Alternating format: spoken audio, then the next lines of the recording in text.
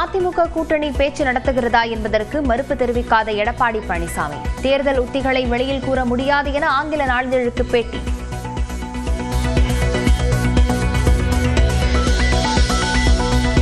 பண்ருட்டி அதிமுக முன்னாள் எம்எல்ஏ சத்யா பன்னீர்செல்வம் வீட்டில் லஞ்ச ஒழிப்புத்துறையினர் சோதனை. வருமானத்துக்கு அதிகமாக சொத்து குவித்ததாக எழுந்த குற்றச்சாட்டில் அதிரடி நடவடிக்கை.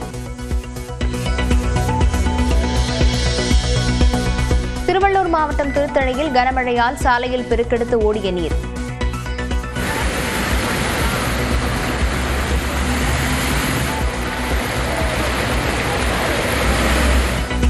காஞ்சிபுரம் உள்ளிட்ட வட மாவட்டங்களில் பல இடங்களில் வெளுத்து வாங்கிய கனமழை.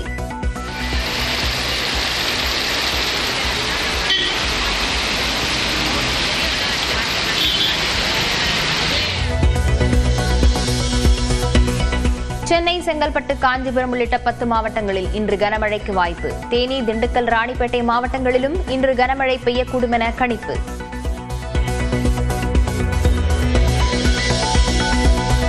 மாநகராட்சி, நகராட்சிகளில் நடைபெற்று வரும் பணிகள் குறித்து ஆய்வு செய்த முதலமைச்சர் மு.க. ஸ்டாலின் மழைநீர் வடிகால், பாதாள சாக்கடை பணிகளை விரைந்து முடிக்க உத்தரவு.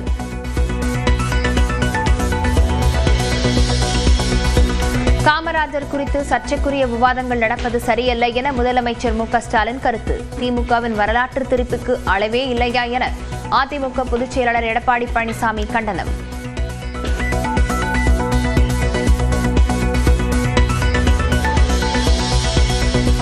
உயரதிகாரிகள் தனது காரை பறித்துவிட்டதாக கூறி நடந்து சென்ற மயிலாடுதுறை டிஎஸ்பி சுதர்ஷன் கார் வழங்கவில்லை என்ற தகவல் தவறானது என மாவட்ட எஸ்பி விளக்கம்.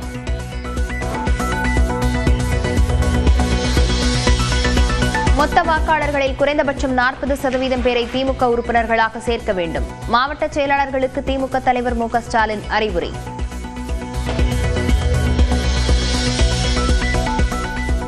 தேர்தலில் நயினார் நாகேந்திரனுக்கு பணப்பட்டுவாடா செய்ய பாஜக நிர்வாகிகள் உதவியது கால் ரெக்கார்ட் மூலம் உறுதி.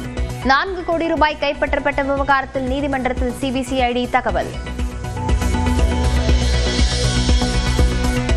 கோவையில் தனியார் கோயில் வருவாய் பிரச்சினை தொடர்பாக நடவடிக்கை எடுக்க 1 லட்சம் ரூபாய் லஞ்சம்.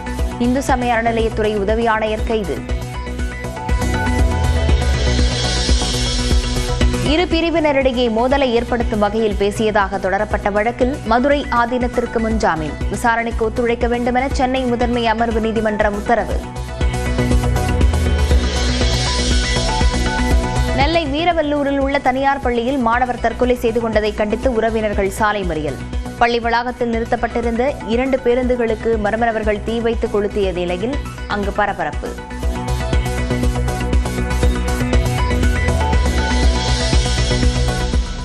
நாமக்கல் மாவட்டத்தில் கூலி தொழிலாளர்களிடம் சிறுநீரகங்கள் பறித்த விவகாரத்தில் இடைத்தரகர் ஆனந்தனுக்கு வலைவீச்சு. யாராக இருந்தாலும் தப்ப முடியாது என அமைச்சர் மா. சுப்பிரமணியன் உறுதி.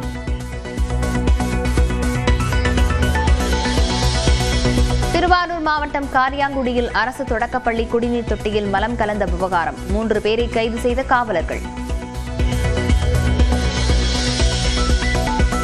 ஆதார் எண்ணை வழங்கும் இந்திய தனித்துவ அடையாள ஆணையத்தின் செயல்பாடுகளை மறு ஆய்வு செய்ய வேண்டும். பயோமெட்ரிக் குளறுபடிகளை தொடர்ந்து நாடாளுமன்ற பொது கணக்கு குழு காட்டம்.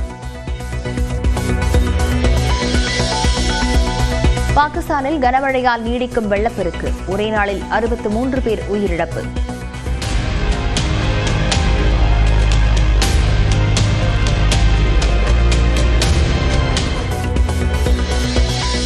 திரைப்பட இயக்குநர் வேலு பிரபாகரன் காலமானார். உடல்நலம் பாதிக்கப்பட்ட நிலையில் சிகிச்சை பலனின்றி உயிரிழந்தார்.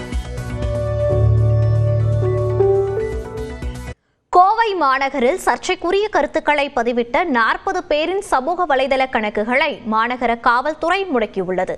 இதற்கான பின்னணி என்ன பார்க்கலாம் இந்த செய்தி தொகுப்பில்.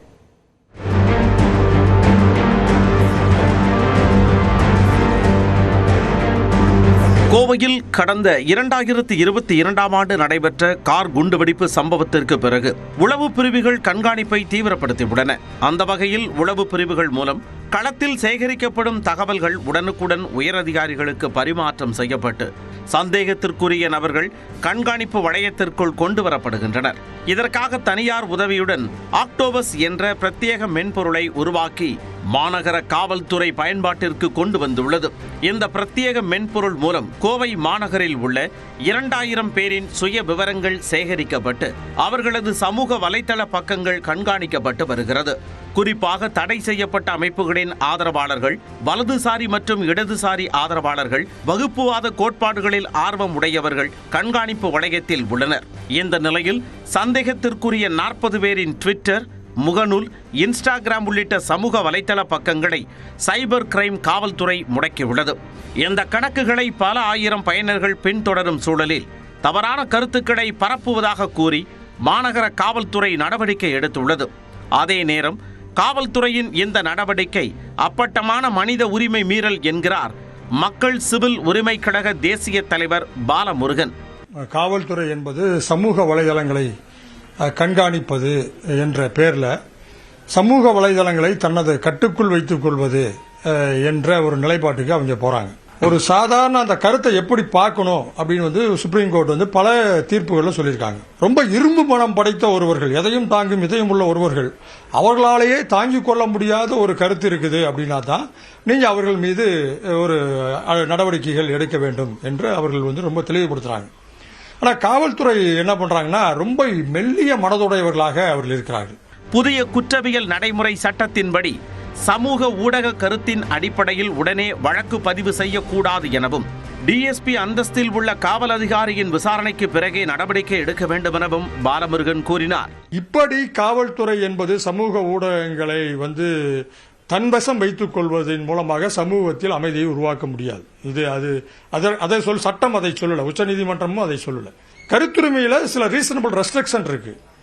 அதை மீறி வருகின்ற பொழுதுதான் நீங்கள் நடவடிக்கை எடுக்க வேண்டுமே தவிர கருத்து என்ற ஒன்றையே ஒரு குற்ற செயலாக பார்க்கக்கூடாது என்ற ஒன்றை அவர்கள் மிக தெளிவாக சொல்லியிருக்கிறார்கள். காவல்துறை தன்னிச்சையாக முடிவெடுத்து சமூக வலைதள பக்கங்களை முடக்குவது என்பது ஜனநாயகத்திற்கும் கருத்துரிமைக்கும் எதிரானது என்றும் பாலமுருகன் தெரிவித்தார். காவல்துறையின் நடவடிக்கையில் அரசியல் சார்பு இருப்பதாகவும் பாலமுருகன் குற்றம் சாட்டினார். நியூஸ் 18 தமிழ்நாடு தொலைக்காட்சி செய்திகளுக்காக செய்தியாளர் குருசாமி. திருவள்ளூர், காஞ்சிபுரம், திருவண்ணாமலை, ராணிப்பேட்டை உள்ளிட்ட மாவட்டங்களில் பரவலாக கனமழை பெய்தது. சென்னை, வேலூர் உட்பட 9 மாவட்டங்களில் இன்று கனமழை பெய்யலாம் என்று வானிலை ஆய்வு மையம் தெரிவித்துள்ளது. திருவள்ளூர் மாவட்டத்தில் பகலில் வெயில் சுட்டெரித்த நிலையில் மாலையில் திடீரென கருமேகங்கள் சூழ்ந்து மழை பெய்ய தொடங்கியது. திருத்தணி சுற்றுவட்டாரத்தில் கனமழை கொட்டி தீர்த்தது. இதனால் அரசு மருத்துவமனை, கீழ்பஜார் போன்ற பகுதிகளில் மழைநீர் பெருக்கெடுத்து ஓடியது. திருத்தணி ரயில்வே சுரங்கப்பாதையில் முழங்கால் அளவுக்கு மழைநீர் சூழ்ந்ததால் வாகன ஓட்டிகள் அவதிக்கு ஆளாகினர்.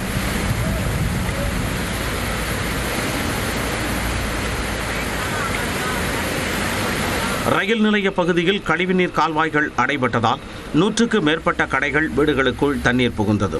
1 கோடி ரூபாய் போட்டு 2 பக்கம் காவா கட்டினாங்க. ஆனால் அந்த காவா சரியான நடைமுறையில் கட்ட முடியவில்லை.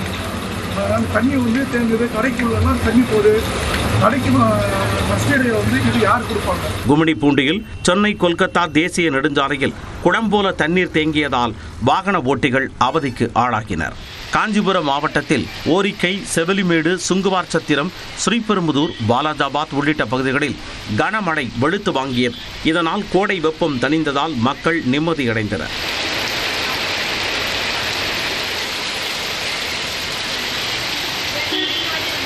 செங்கல்பட்டு மாவட்டத்தில் மதுராந்தகம், திருப்போரூர், திருக்கழுக்குன்றம், சிங்கப்பெருமாள் கோவில் உள்ளிட்ட இடங்களில் பலத்த காற்றுடன் மழை பொழிந்தது.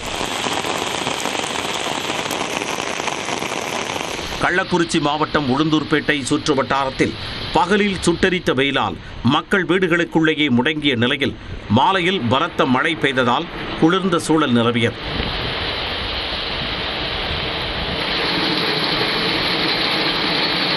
திருவண்ணாமலை மாவட்டம் செய்யாறு சுற்றுவட்டார பகுதிகளில் பரவலாக மிதமான மழை பெய்தது.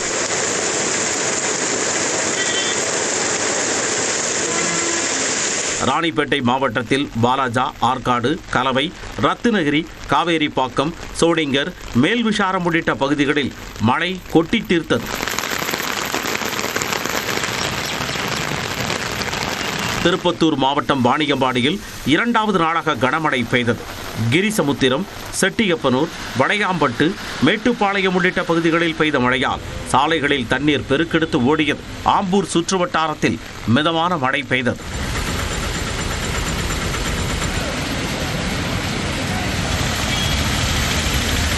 கடலூர் மாவட்டம் சிதம்பரம், புவனகிரி சுற்றுவட்டாரத்தில் 1 மணி நேரத்திற்கு மேலாக மழை பெய்தது. உதகை மற்றும் அதன் சுற்றுவட்டார பகுதிகளான கூடலூர், பந்தலூரில் கனமழை கொட்டி தீர்த்தது.